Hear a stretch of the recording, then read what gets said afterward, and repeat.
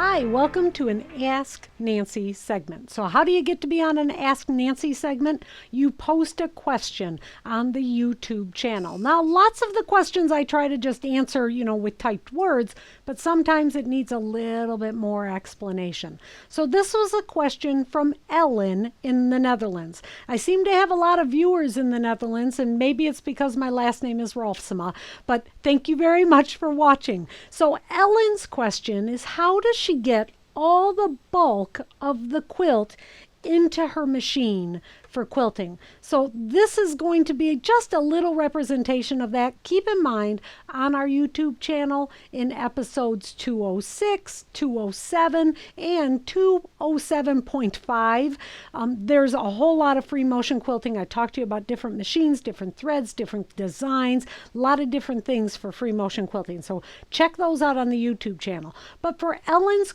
specific question, how do you fit all of this quilt inside the machine? This is how I do it.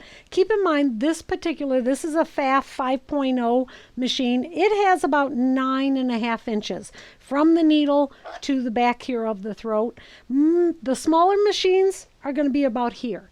There's even larger machines now, though.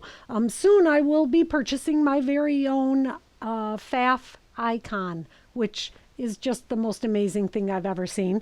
And it's going to have an even more space here, but you don't need that much space. Yeah, queen size quilt, you might want to hire it out to a long armor. But if you can't do that, this is how I fit it in. Now, there's a lot of teachers that take it and they roll it up into a little package and get it all stuffed under there. It's a fine idea if it works for you. For me, all I do is push it in. So this quilt is, I want to say 90 inches wide.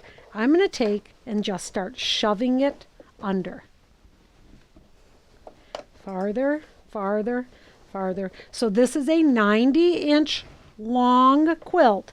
So if I am here, that means I've got 60 inches of that quilt shoved into this space, which means I would be in the middle of a king-size quilt. So it is doable. I would want to have my machine either sunk down into a table or an acrylic table off to the extension here. But the idea by just shoving it in, now watch this. Here's all the bulk over here. Now I'm going to move it even farther. So the bulk is on top of my hand. I also would use some sort of gloves. So these ones I'm borrowing from a friend. These are the really heavy duty ones that have the little rubber knobbies on the ends of them. Oftentimes I'll use the lickety grip, which is just kind of a lotion that goes on your hands. But for something this big, you need some really substantial gloves. And as you start with the bulk of the quilt on top of your hand, now I can stitch. I can move all the way over to here. I can move it up. I can move it down.